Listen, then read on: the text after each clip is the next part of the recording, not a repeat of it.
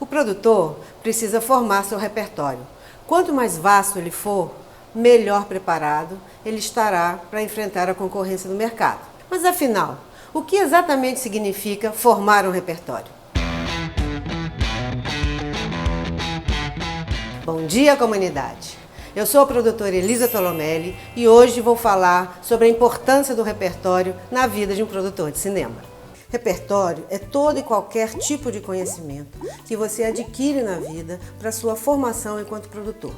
Esse conhecimento adquirido ele pode vir através da educação formal, escolas e faculdades, ou a educação informal, cursos, workshops, debates, seminários, filmes, livros, séries, ou seja, toda e qualquer fonte de informação que vai te ajudar a você formar a sua opinião sobre o mundo, a sua opinião sobre o que você gosta, o caminho que você vai escolher, o seu estilo. Eu acredito que o filme, ele se baseia em 3 pilares: roteiro, direção e trilha sonora. É assim desde o cinema mudo, né? O cinema mudo tinha o roteiro, o diretor filmava e o público assistia como? Acompanhado de uma orquestra, acompanhado de um piano.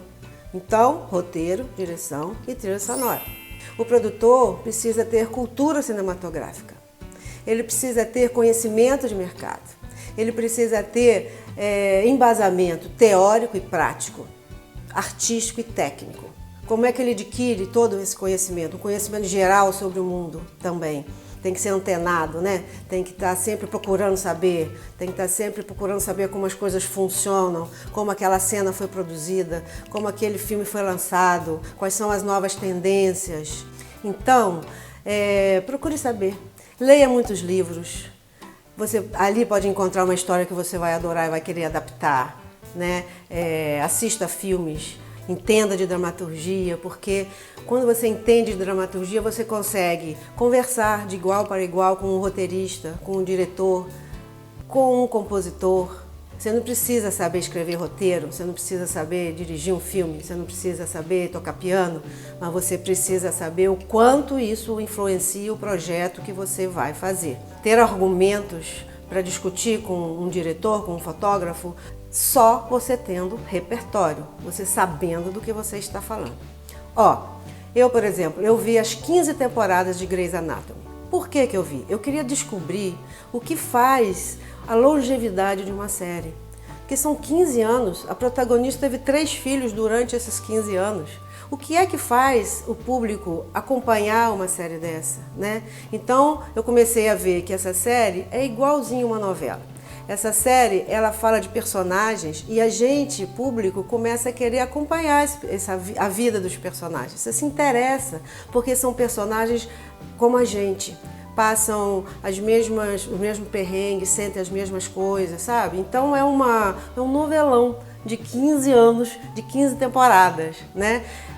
Tem uma estrutura de episódios igual nos 15. Começa com os takes da cidade, aéreo, uma narração, a música, a trilha sonora é espetacular, é atual. E se você vê as 15 temporadas, você começa a identificar o tempo pelas músicas, os novos compositores, né? Então ele tem uma trilha sonora atual, viva, né? Que você vai acompanhando pelo andar das temporadas, né? Aí você troca, vai para This Is Us. This Is Us é uma série que também fala de personagens, mas ela subverte a cronologia narrativa. Então ela mistura presente, passado e futuro de uma forma que você não se perde. Para mim foi uma grande descoberta de This Is Us enquanto narrativa, porque de maneira nenhuma, em momento nenhum, você se perde naquele presente, naquele passado e naquele futuro. É espetacular. Aí você vai para o Parasita. Parasita é um filme de produção extremamente simples, onde 90% das filmagens são realizadas em 2 locações apenas, a casa dos personagens pobres e a casa dos personagens ricos, né? Então não é um filme de produção cara. O tema nem é um tema original, porque fala da ascensão da classe social, né? Quando a classe mais baixa quer tomar o lugar, quer viver a vida da classe mais alta, mas de uma forma extremamente nova, inovadora, digamos assim, né? Ele começa com um tom cômico, a partir do momento que a história vai andando, vai se tornando outro tipo de filme, né? Que acaba numa catástrofe, uma tragédia, né? Esse filme de produção simples levou 4 estatuetas no Oscar, né? Aí você troca pro Dois Papas, que é um filme do nosso querido Fernando Meirelles, com um roteiro brilhante, diálogos espetaculares, uma direção primorosa do Fernando, e que a Netflix, por exemplo, passou rapidamente pelos cinemas e se consolidou na plataforma de streaming. Hoje em dia, você, quando vai fazer o desenho de produção do teu filme, você tem que saber onde é que você vai exibir primeiro, porque hoje essas janelas estão muito misturadas. Roma, o filme que também ganhou o Oscar de filme estrangeiro, foi lançado no cinema e no streaming ao mesmo tempo. Então você tem que entender, você tem que saber dessas coisas. Isso é o que eu vou dizendo, que vai formando o repertório da gente, sabe? Você pega o Nada Ortodoxa, que é uma série, uma minissérie, tem 4 capítulos só, que é uma série de trajetória de personagem, né? Então você vai acompanhando, você vai torcendo para aquele personagem se dar bem no final, conseguir aquilo que ele está querendo. É um outro tipo de dramaturgia. Então quando você vê muita série, quando você vê muito filme, prestando atenção nos detalhes, sabe? Tanto nos detalhes de produção, de como aquilo foi feito, como no de roteiro, quais são as diferenças, o que é bom, o que é ruim, o diretor, a trilha sonora. Outro dia eu estava vendo um documentário sobre o Spielberg, e tem uma hora que ele para falar da parceria dele com John Williams, que é o compositor. Ele fala: o John Williams é o meu colaborador mais antigo, eu não faço filme sem ele. Ele reescreve o meu filme musicalmente.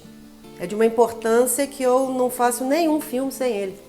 E olha que emplacou várias trilhas que fazem parte da nossa vida, do nosso imaginário. ET, vou lembrar aqui, quer ver? ET, Indiana Jones, Contatos Imediatos, Tubarão, lembra? Tubarão, tum, né? E vários outros. Você pega o Ennio Morricone, trabalha com Tarantino, fez o Era Uma Vez na América, que é uma trilha espetacular, né?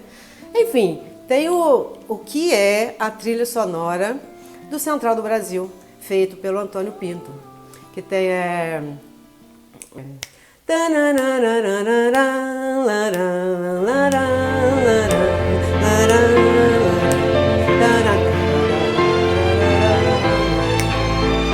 espetáculo. Outra coisa é o seguinte: o produtor precisa ter um conhecimento profundo do funcionamento de uma equipe de cinema, sua hierarquia, a dinâmica de cada departamento, o que faz cada membro da sua equipe, a importância deles em todo o processo. A equipe técnica é responsável por 50% de orçamento de um filme. É muito dinheiro. Você tem que saber como funciona, como escolher a sua equipe, porque cada filme exige um tipo diferente de profissionais, com personalidades e habilidades diferentes, né? Como conduzi-la e como administrá-la. Porque se você sabe fazer isso, a sua saúde financeira, né, do teu projeto vai ser muito mais fácil de administrar. Porque quando você entende como isso funciona, você vai fazer com que isso funcione melhor e vai perder menos dinheiro, né? Cada dia de filmagem que você venha perder por conta de algum distúrbio na equipe, você gasta, você perde aí 150, 200 mil reais, não é mole, né? Dependendo do filme, dependendo do porte do filme.